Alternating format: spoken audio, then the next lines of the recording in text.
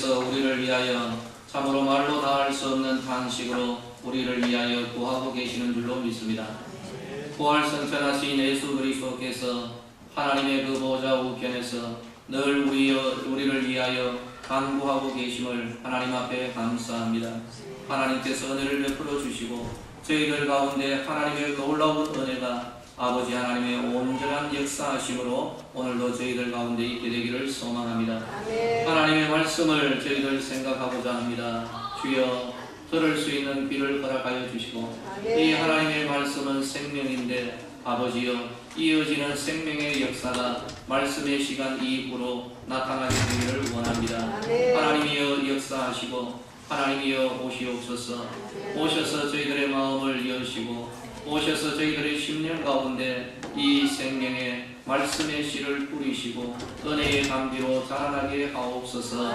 예수님의 이름으로 기도드리옵나이다. 아멘. 할렐루야. 아멘. 하나님의 크신 은혜가 우리 성도들 가운데 넘쳐 흐르기를 예수님의 이름으로 축복합니다. 아멘. 저는 우리 성도님들이 잘 됐으면 참 좋겠습니다. 아멘. 날마다 좋은 소식, 매주일마다 참 기쁜 소식이 일어나기를 소망하고 저도 나름대로 성령님 주시는 감동에 따라서 우리 성도님들을 위하여서 기도하고 있습니다. 오늘 말씀은 원래는 다음 주일 종교개혁 주일에 드려야 될 말씀입니다만은 다음 주일 일정이 조금 촉박할 것 같습니다. 마음이 좀 급하고 해서 오늘 이렇게 말씀을 전합니다. 세 가지의 질문, 이 질문은 제가 던지는 질문입니다. 제가 스스로 질문을 한번 던져보고 여기에 대해서 답을 얻음으로써 종교개혁 주일, 우리가 종교개혁을 한번 생각하면서 하나님 앞에서 어떻게 살아가야 할 것인가 한번 교훈을 같이 얻도록 하겠습니다. 오늘 본문은 예수님께서 성전을 정결하게 하는 사역입니다. 이 사역을 필두로 해서 예수님의 공생의 사역이 시작이 되죠. 물론 그 이전에 가나 혼인잔치에 이 표적이 하나 있었습니다. 그래서 예수님께서는 바로 그때에 내 때가 이르지 않았다라고 말씀하신 이유가 바로 여기에 있는 것이죠. 그러나 간절한 요청에 따라서 예수님께서 작정하신 그 때가 이르지는 않았지만 물을 포도주로 바꾸어 주심으로써 잔치집의 문제를 해결해 주시는 좀 넉넉하신 주님의 모습을 발견합니다. 유대인들은 율법에 따라서 유월절과 칠칠절 그리고 초막절 매년 세 차례 예루살렘으로 와야 됩니다. 그리고 제사를 드립니다. 예수님 당시 유대인들은 아수르와 바벨론 포로 이런 여러 가지 이유로 이 상당수가 많이 흩어져 있었는데요. 전해지는 바에 따르면 약 한 150여 개국에 흩어져 살고 있었다라고 이야기합니다. 그리고 6월절에는 한 50에서 100만의 이들 유대인들이 예루살렘으로 몰려드는 것이죠. 굉장한 숫자입니다. 그러므로 이들 순례자들이 갖추어야 하는 재물 그리고 매년마다 드리는 성전세 이것은 천문학적인 숫자입니다. 거대한 시장이 형성되어야 하고요. 여기에는 이권이 형성이 되는 것입니다.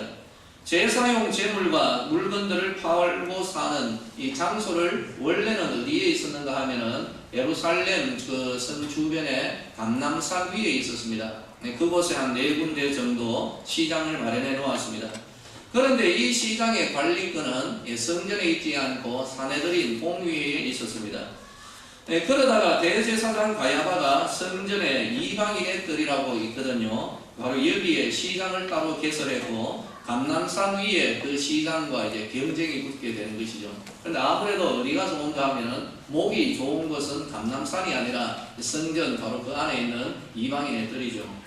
성전 당국에서는 재물만 검사하는 사람이 있었습니다. 그래서 이들 순례자들이 가지고 오는 재물을 검사를 하는 것이죠. 문제는 기준입니다. 만일 성전 밖에서 들여오는 재물이 있을 때에는 이런저런 이유를 붙여서 10중 8구 다 퇴짜를 놔버립니다. 그래서 사람들은 당연히 성전 안 이방인의 뜰에서 파는 이 재물 짐승을 사는 것이죠. 그래야 재물로 합격이 되었는데 문제가 뭘까요? 그 재물 가격이 시중가보다 훨씬 비싸다라는 것, 이게 크나큰 문제겠죠. 그리고 성전을 유지하는 비용으로 20세 이상의 남자는 1년에 한 번 6월절에 이 반세겔 성전 세금을 냅니다. 그런데 이 세금을 낼 때 오직 유대인이 만든 성전 세겔, 이 동전을 써야 되는 것이죠. 그러나 한 150여 개국에 흩어져 있었던 이들은 그 돈을 어떻게 마련해야 될까요? 예루살렘에 와서 환정사한테 달러를 바꾸듯이 바꾸어야 되는 것입니다. 이런 일들은 대부분 제사장들의 그 비호 아래 이루어집니다. 환전, 그리고 재물 판매, 성전 수입, 이것은 종교 지도자들의 치부, 그리고 무엇보다도 이 돈이 소위 말하는 검은 돈이 되는 거죠. 정치권으로 이렇게 계속해서 흘러들어가게 될 것이죠.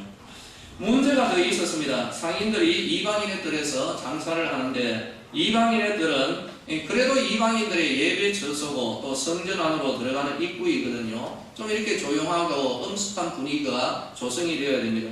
그러나 잡상인들이 소리치고 물건을 파는 그야말로 시장통으로 변해 있었던 것이죠. 가장 거룩해야 할 성전입니다. 이스라엘 백성들, 순례자들이 정말 마음속으로 그릴 수 있는 가장 아름답고 이상적인 이 모습을 어디에서 발견해야 될까요? 성전에서 발견해야 되는 것입니다. 하지만 기대가 큰 만큼 실망도 당연히 컸을 것입니다.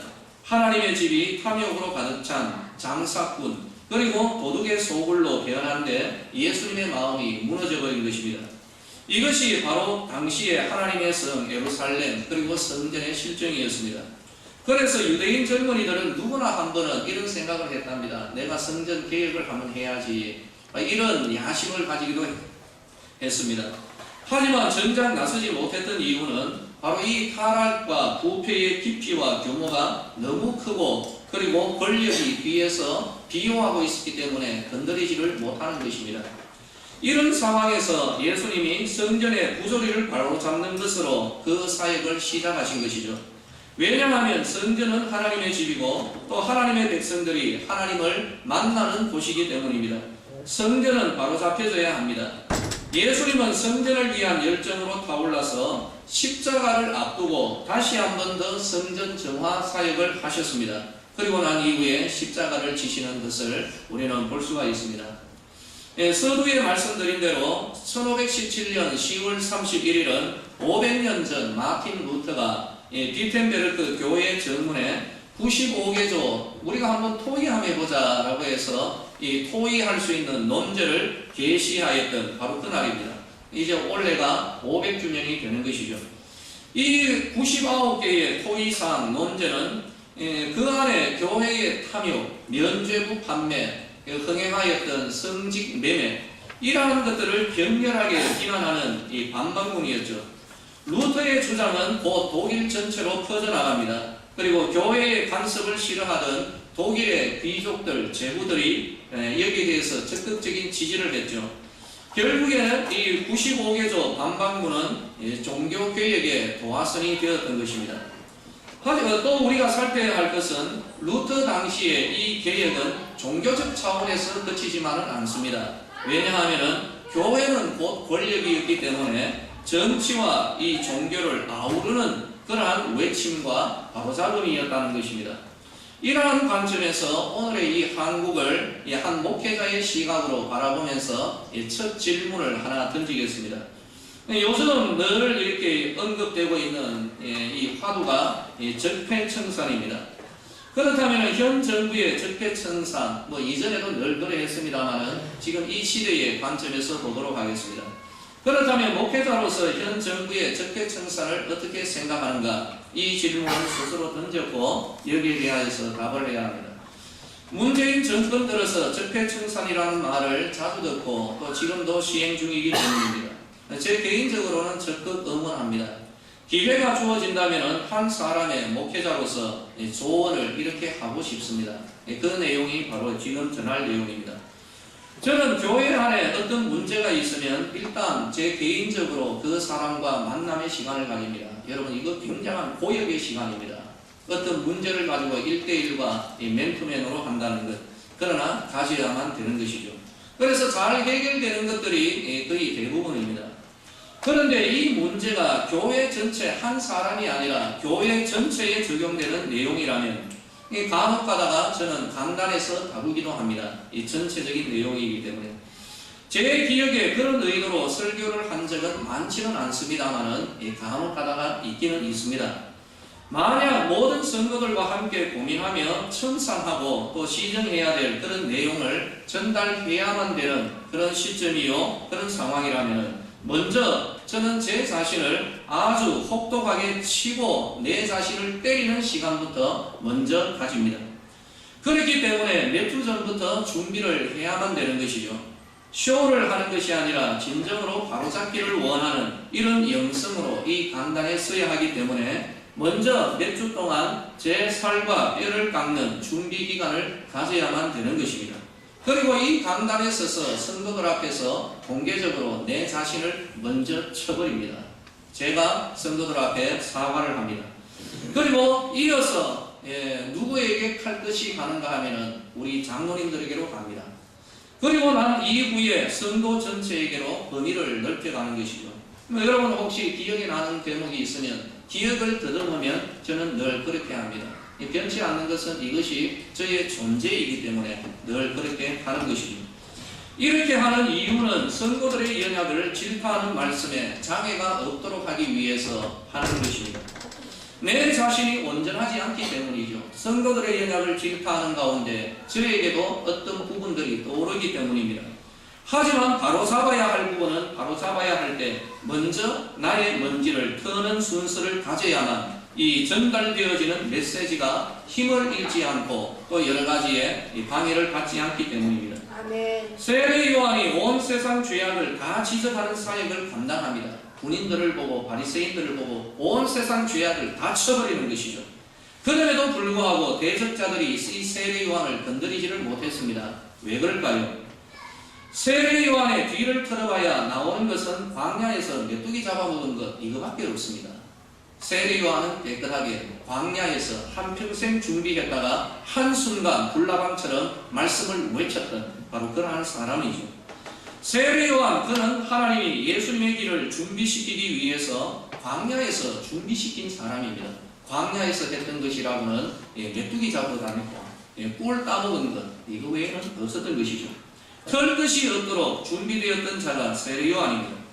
만약에 세례 요한의 삶에 흠결이 있었다라고 한다면은 이 시대의 그 시대의 죄악을 질타하다가 자기 죄가 틀려가지고 창피만 당하였을 것입니다.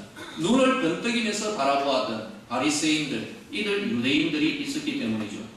그만큼 누군가의 죄악을 지적하여 청산한다라는 것은 이 어그러지고 뒤틀린 세상 안에서는 아주 힘든 사역입니다. 그러나 해야 됩니다. 우리 이쪽에는 대부분 아시겠습니다. 이쪽도 좀 아시는지 모르겠습니다. 네. 여러분 미니 시리즈 가운데 모래시계 기억납니까? 모래시계. 네, 모래시계. 저도 모래시계 상당히 많은 드라마 보면서 제가 감동을 받은 몇 안 되는 그런 드라마이죠. 기억을 한번 떠올려 볼까요? 조폭 친구와 검사 친구가 조폭이죠. 이 조폭이 누구였습니까? 최민수. 검사 이름이 박루식이죠. 박상원. 와,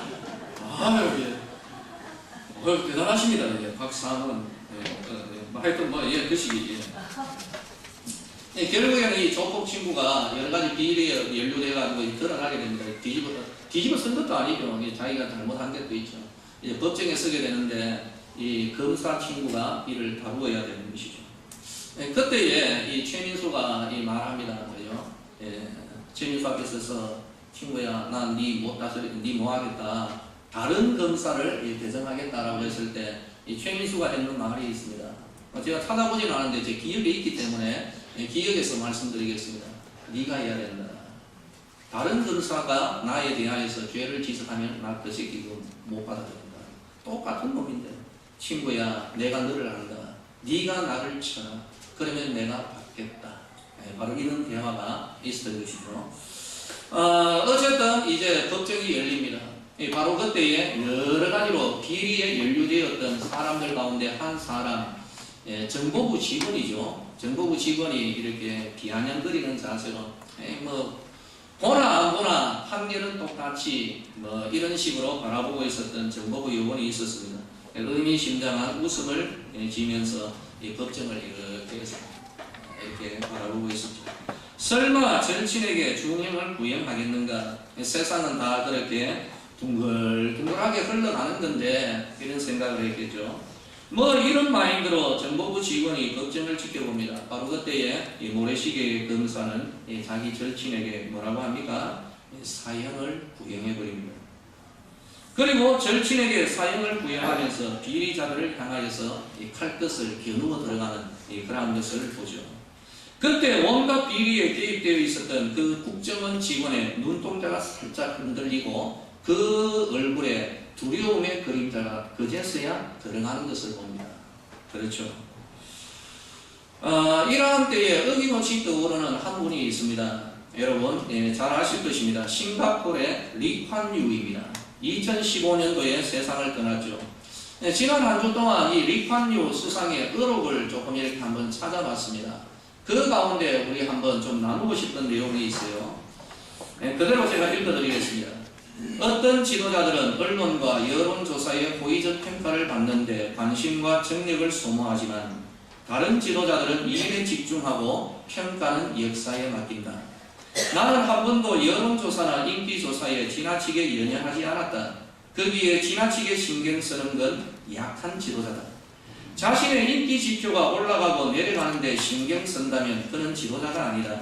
그저 바람을 붙잡으려 할 뿐이다. 바람이 부는 대로 따라갈 뿐이다. 내가 그러려고 지도자로 있는 게 아니다. 리콴유가 했던 그런 말입니다. 여러분 이분은 예수 믿는 분이 아닙니다. 유교적인 그런 마인드에 있는 분인데요. 참 이 모든 지도자들이 마음에 새겨야 되는 것이죠. 저도 같습니다. 저도 역시 성도 여러분들이 원하는 길을 안 갑니다. 여러분들이 가셔야 할 그 길을 보고 그 길을 열어가는 사람이 목회자입니다. 여러분들이 원한다고 해서 그 길 안 갑니다. 물론 그 길이 은혜의 길이라면 가죠. 백성들이 원하는 그 길 걷다가 망한 사람이 사울입니다. 하나님이 즉각적으로 사무엘을 통하여서 아니다라고 하는 거죠. 지도자는 어떤 사람입니까? 백성들이 원하는 그 길을 걸어가는 것이 아니라 백성들이 걸어가야 할 그 길을 열어가는 것이고 그 길에 욕을 먹더라도 인기가 떨어져도 그 길은 걸어가야 하는 것이죠. 이분이 수상이 되어서 싱가포르의 부패를 척결하려고 들었던 당시에 소위 말하는 적폐청산에 대한 아주 유명한 일화가 있습니다.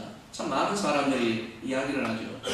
리콴유 자기가 수상이 되는데 1등 공신이요 오른쪽 팔과 같은 한 사람이 있었습니다. 예를 들어 볼까요? 전두환과 장세동 씨 같은 부분이겠죠. 노무현과 문재인 이런 관계와도 아마 그렇게 생각이 들 것입니다. 바로 그 사람이 태치양관 장관입니다. 그런데 이제 그 흐름 가운데서 이 태치양관 장관이 뇌물수수의 그런 혐의가 드러나 버린 것이죠. 조사해 보니까 돈도 얼마 안 됩니다. 뭐 해봐야 뭐 얼마 대도 안 하는 그런 돈이죠. 바로 이때에 적폐청산 시도에 대하여 코웃음을 치고 가볍게 받아들이는 싱가포르의 정서입니다. 싱가포르 공무원들의 이 부패는 엄청난 것이죠. 뭐 캄보디아 정도 생각하면 됩니다. 저도 이제 들어가면서 여권 내면은 왕딜라 이렇게 하는 거예요. 들어가면서부터 이렇게 끌어내는 바로 어쨌든 싱가포르도 역시 공직 부패가 심각한 그러한 때였습니다. 바로 이러한 때에 모든 여론, 모든 국민들이 바로 이 적폐청산의 흐름 가운데서 이렇게 팔짱을 끼고 어떻게 하나 바라보고 있는 것이죠. 그때 리콴유는 이렇게 말합니다. 철저하게 조사해라. 철저하게 조사해라. 그 사람이 말단 기본이 아닙니다. 오른쪽 팔이었습니다.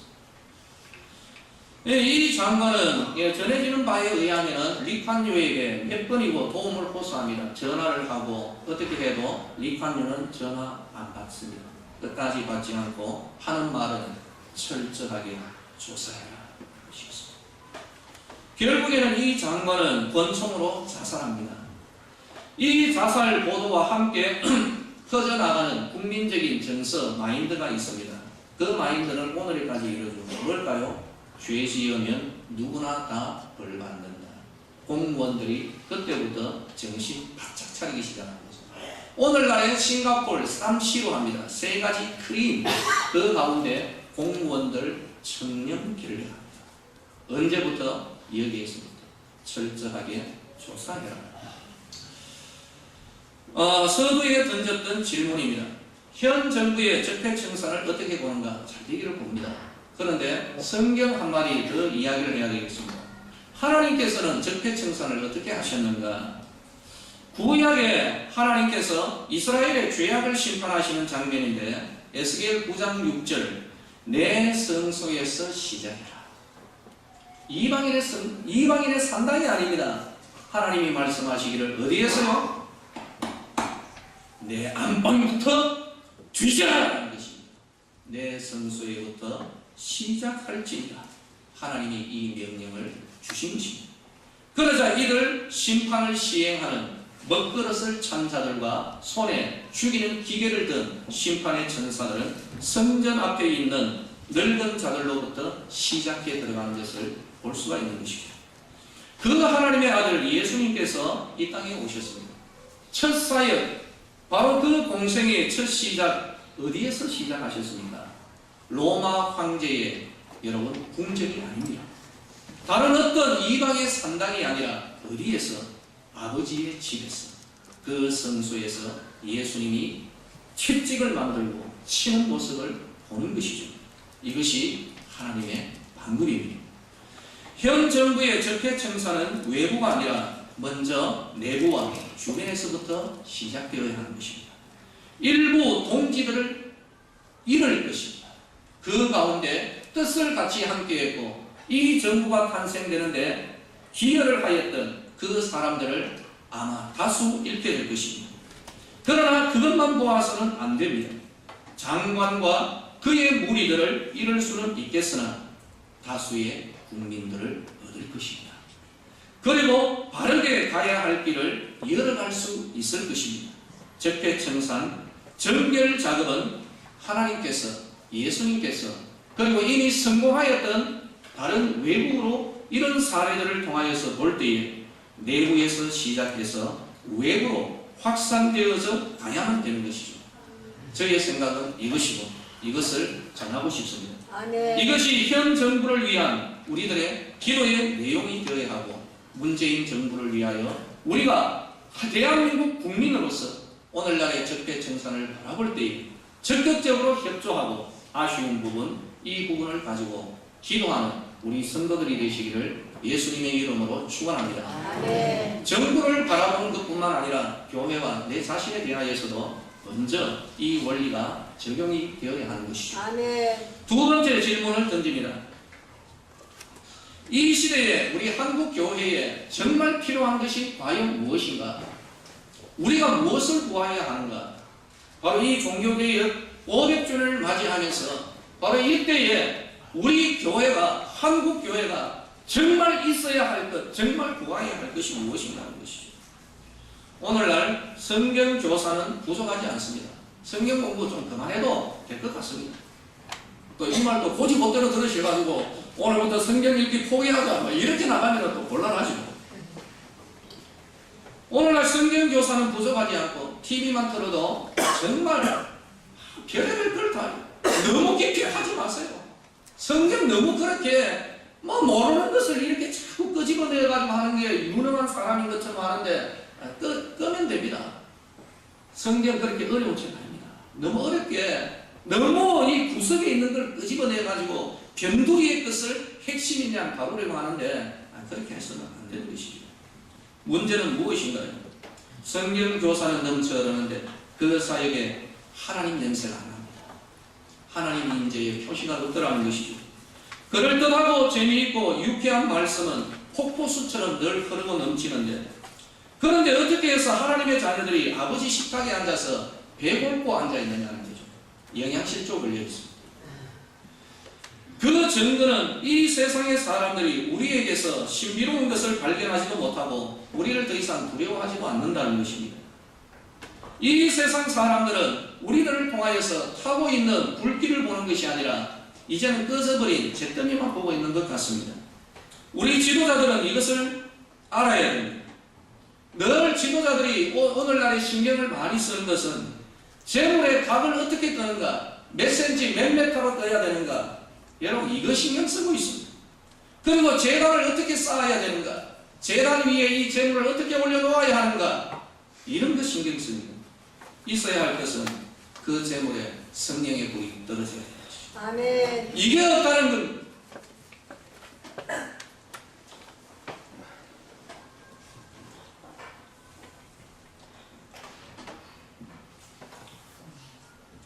이게 없어. 기대하지도 않고 안 믿어요. 믿지도 않습니다.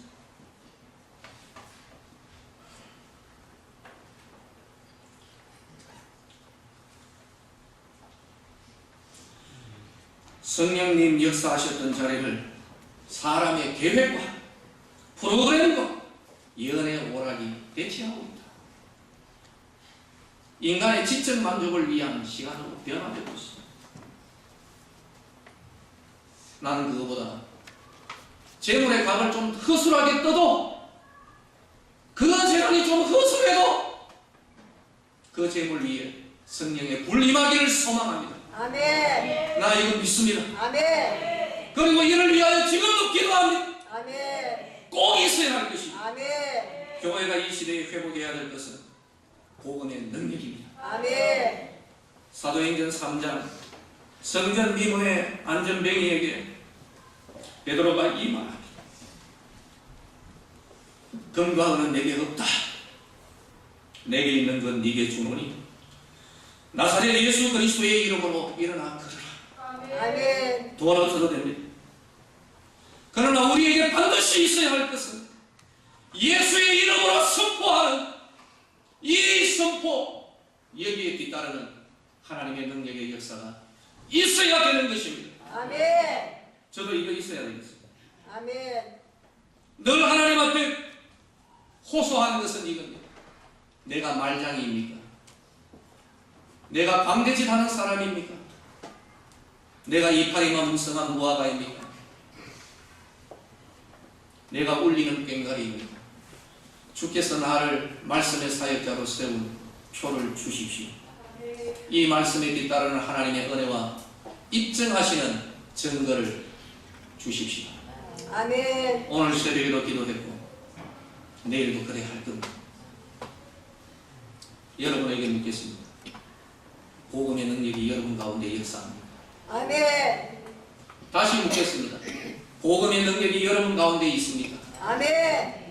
우리가 회복해야 될 것은 복음의 능력입니다. 아멘. 구하면 주십니다. 아멘. 우리의 마음을 우상과 온갖 것을 여기에서 던져버리고 복음의 능력, 금과 은 이전에 내게 있는 예수 그리스도의 이름으로 세상을 향하여 선포하고 믿음으로 나아가는 우리 세례교회 성도들 되시기를 예수님의 이름으로 축원합니다. 아멘. 세 번째 질문입니다. 그러면 이 시대에 한국 교회가 버려야 할 것은 무엇인가? 이거 좀 내버려야 할 것이 과연 무엇인가? 많죠. 저는 그 가운데 하나만 전하겠습니다. 모태신앙 버립시다. 이 빌어먹을 모태신앙이 여러분 하지 마십시오. 한국 교회가 100년이 넘는 역사 속에서 5대째, 6대째 신앙의 가문을 자랑하고 있습니다. 이거 다 버리십시오.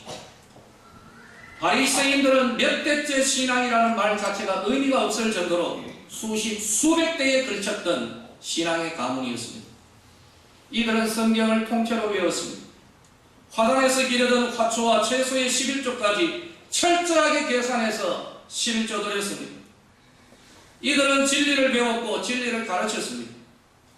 그러나 이들은 성령으로 거듭나지 못했습니다. 성령으로 거듭나지 못한 채 말씀을 배웠고 성령과는 무관하게 말씀을 가르쳤고 성령으로 거듭나지 못한 채 하나님 백성이라는 신분을 얻었고 성령으로 거듭나지 못한 채 선생이라는 직분을 가졌고 성령으로 거듭나지 못한 채 매주일마다 안식일에 회당에 모여 예배를 드렸고 주변 모든 사람들이 하나님의 백성이기 때문에 자기는 성령으로 거듭나지 못했지만 나도 하나님 백성이라는 그런 착각 속에서 살아갔던 자들이 수백째 믿음의 가문에서 배출된 바리새인 유대인들이었습니다.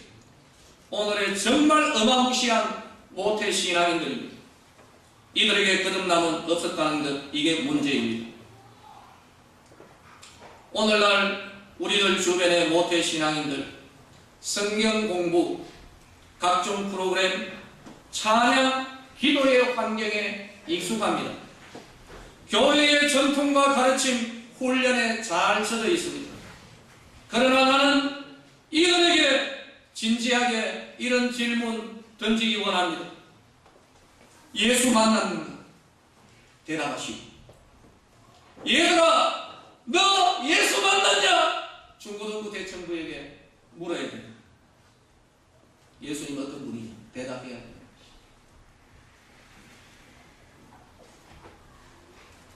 자신의 죄악에 대하여서 진지하고도 고통스러운 고민과 슬퍼함 가운데 이 죄악에서 구원하실 구원자 예수님 만났는가? 여러분도 역시 대답하시오. 여러분 성령으로 거듭났습니까? 아멘. 성경 지식과 각종 훈련, 수료점, 여러분들이 지금 가지고 있는, 우리들이 가지고 있는 목사, 장로, 권사, 집사, 선생, 이 직분 자랑은 주 안에서 우리를 의롭게 만들지 못합니다. 아무 쓸데없습니다. 교회 안에 예수 믿지 않는 크리스찬들이 얼마나 많은지 모릅니다. 그 가운데 거의 대부분은 모태신앙입니다. 습관적이고 면목상이며 제도적인 교인으로 남아서 교회 안에 온갖 문제의 화근이, 원인, 제공자들이 거의 대부분 보면 모태신앙입니다. 왜 그럴까요? 예수님은 모르고 성령으로 거듭남은 없으면서 머릿속에 든 지식은 있기 때문에 이 지식을 가지고 손가락만 까닥까닥 하고 있는 예수 믿지 아니하는 불신자들이 많습니다. 거듭남의 본질적 경험 없이 모태신앙, 지식, 교회의 직분으로 버티고 있는 자들이 이 자리에 있지는 않습니다. 이들에게 말씀 전합니다. 여러분에게 진정으로 필요한 것이 무엇인지 보시고 죄악의 심각성을 눈을 떠서 보시기 바랍니다. 자기를 망하게 하고 영적인 무능력과 무기력, 온갖 결박 속에서 결박당하여 있다가 죽음으로 이끌어갈 죄악을 즐기고 있는 성도들이요. 그러면서 한편으로 걱정이 되어서 천국 복음 드는, 천국 보험 드는 방식으로 주일 하루 예배당에서 시간 보내다가 나머지 삶은 죄악의 진흙탕 가운데서 질펀하게 뒹굴다가 오는 자들이 하나님 나라에는 관심이 없고 오직 땅의 것, 세상적인 것만을 추구하는 그러한 성도들이, 그 가운데 모태신앙인들이 회개하시고 천국이 가까이 왔음을 알고 모태신앙인이라는 타이틀이 우리를 구원하지 못합니다. 그거 못합니다. 그거 안 됩니다. 교사의 직이 구원의 보증이 되지 않습니다. 장로 권사, 예수 안 믿는 장로 권사 저 많이 봤습니다. 목사 가운데도 있습니다. 오직 죄를 슬퍼하며 미워하는 성도의 심령에 임하는 예수 보혈의 은혜가 우리를 구원할 것입니다. 아멘. 여러분의 죄 문제 온전히 해결했습니까? 여러분은 거듭난 성도들입니까? 아멘. 여러분 예수 만났습니까? 아멘. 예수님 어떤 분입니까? 여기에 대하여 답을 하셔야 되는 것이죠. 어느 한 목사는 이렇게 이야기합니다. 앵무새 훈련시켜서 신앙 고백을 시켰다라고 해서 앵무새가 구원받더냐? 천만에이션. 오늘의 기독교가 사람을 변화시키지 못하는 이유는 무엇인가? 십자가에 나는 모태신앙인이다. 이거 조각에 넣어드립니다. 여러분, 십자가와 회개가 없이는 거듭남과 새 생명과 천국의 은혜는 없습니다. 참된 그리스도인은 그리스도인 됨의 대가를 지불하고 자기 부인하고 자기 십자가를 지고 예수 따르는 것이 기독교입니다. 모태신앙인이라는 신분이 우리를 구원하지 않습니다. 수백 대 모태 신앙인 바리새인을 향하여 독사의 자식들아라고 외쳐대었던 예수님의 음성을 들어라. 예수님이 그렇게 저주하셨던 사람은 수백 대 믿음의 가문에서 배출된 선생들이 있습니다. 성경 가르치는 이들 선생들을 향하여 이 독사의 자식들아 외쳤던 예수님의 음성이 들려지시기를 바랍니다. 이들은 거듭나지 못했기 때문입니다. 교회는 여기에 대하여서 대체로 침묵을 하고 있습니다. 성도들 가운데 이렇게 질문을 합니다. 목사님, 그래도 하나님이 택한 백성은 모두 구원받지 않습니까? 그렇죠. 그러한 성도들에게 이야기합니다. 우리는 그런 교리를 믿는 믿음이 아닙니다. 우리는 그런 교리를 믿는 믿음이 아니라 구원을 베푸시는 예수님 믿어야 됩니다. 아멘. 쓸데없는 거 믿지 마시고 조직신학 뭐 어쩌고 저쩌고 그걸 믿는 믿음이 아니라 우리를 구원하신 예수 믿어야 되는 것입니다. 아멘. 하나님이 우리의 아버지시라는 교리를 믿는 믿음이 아니라 하나님을 우리의 아버지로 믿어야 되는 것입니다. 아멘. 우리가 회개하면 용서하시고 천국 백성 삼으신다는 교리를 믿는 믿음이 아니라 우리가 회개해야 되는 것입니다. 아멘. 하나님 앞에 우리가 죄의 용서를 구해야 되는 것입니다. 아멘. 우리가 회개하면 하나님이 용서하신다는 이 교리를 믿는 믿음 가지고 지옥 갈 사람 많습니다. 왜 그렇습니까? 이러한 교리만 머릿속에 가득 차 있기 때문입니다. 회개는, 정작 회개는 하지 않기 때문입니다. 예수 믿으면 거듭난 성도들이라는 것을 믿는 믿음을 믿는 것이 아니라 예수님이 우리 죄 가운데서 구원할 자이심을 믿고 우리의 죄악을 고백하고 죄악의 문제를 해결받아야 하는 것입니다. 해결했습니까? 해결해야 됩니다. 아멘. 모태 신앙인 이 타이틀 오늘부로 버리십시오. 버려야 되는 것입니다. 하나님의 은혜와 긍휼을 구하는 자로 하나님 앞에 서십시오. 아멘. 모태 신앙인들이 이 한국교회 타락의 대부분 주범에 속하여 있는 자들이구나 저는 봅니다. 오늘 세 가지의 질문과 답을 우리 성도들 앞에서 함께 나누었습니다. 적폐청산은 외부에서부터 칼을 휘두른 것입니다. 자기와 측근으로부터 시작하여서 확산되어져 가야 되는 것입니다. 정부뿐만 아니라 교회와 목회자와 우리 성도들의 삶 가운데서 이게 먼저 선행이 되어야 됩니다. 한국교회에 오늘날 회복되어야 할 것은 무엇인가? 여러분들에게 있어서 회복되어야 할 것이 무엇인가? 복음의 능력입니다. 아멘. 재물의 값을 어떻게 뜰 것인가? 여러분 그냥 뭐 재물 값 뜨십시오. 그냥 이 재물로 해서 그냥 올리면 됩니다. 재단 어떻게 쌓을 것인가? 경건한 마음으로 싸우십시오. 이거 가지고 싸우지 말고 이거 가지고 터집 잡지 말고 정말 있어야 될 것. 여기에 성령의 불이 임하는 것. 아멘. 이거라는 것이죠. 여러분 구하시면 주십니다. 아멘. 불 있습니다. 아멘. 여러분 가운데 이 불이 타오르고 있습니까? 아멘. 타올라야 되는 것입니다. 아멘. 주님 앞에 구하면 주께서 꺼져가는 불이라 할지라도 다시 기름 부어서서 타오르게 하실 줄로 믿습니다. 아멘. 구하십시오. 기대하십시오. 아멘. 성령의 불 임합니다. 아멘. 세 번째, 한국의 성도들은 모태 신앙인이라는 이 타이틀을 버리고 하나님 앞에 구원받아야 할 한 사람으로 하나님 앞에 서라는 것입니다. 아멘. 하나님을 만나는 것입니다. 아멘. 하나님 앞에 겸손하라는 것입니다. 아멘. 하나님을 찬양하고 하나님의 영광을 위하여 살아가는 우리 성도들 되시기 예수님의 이름으로 축원합니다. 아멘. 기도하겠습니다. 하나님 아버지, 참으로 우리를 주변은 여러 가지 일들을 바라봅니다. 하나님이여, 하나님이여, 적폐는 청산이 되어야 되는데 방법에 있어서 예수님의 방법, 하나님의 방법이 참으로 그립고 아쉽기만 합니다. 하나님 말씀합니다. 내 안방에서부터 시작해라. 아멘. 예수님은 말씀합니다. 행동하셨습니다. 예수님의 집안부터 먼저 정화하시는 모습을 봅니다. 아버지여, 여기에 대하여 참으로 안타까운 부분은 우리 한국 교회와 성도들이 이를 가지고 기도하며 나아가기를 원합니다.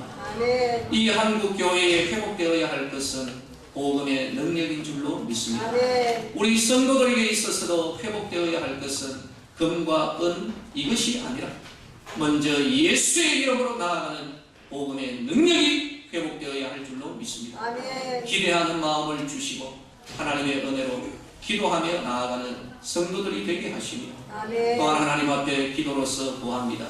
하나님이여, 버려야 할 것, 우리의 이 장거리를 모태신앙이 내가 목사인데, 내가 장로인데, 내가 권사인데 이따위 것 다 집어 던져버리고 하나님 앞에 한 사람으로 서게 하여 주시고 아멘. 하나님이여, 하나님이여, 하나님의 은혜를 입은 자로 나아가는 저희들이 되게 하여 주시옵소서. 아멘. 오늘의 이 말씀이 우리 모두에게 울림이 되게 하여 주시고 오늘의 이 말씀이 우리들의 앞날을 이끌어가는 이정표 되게 하여 주시옵소서. 아멘. 예수님의 이름으로 기도드리옵나이다.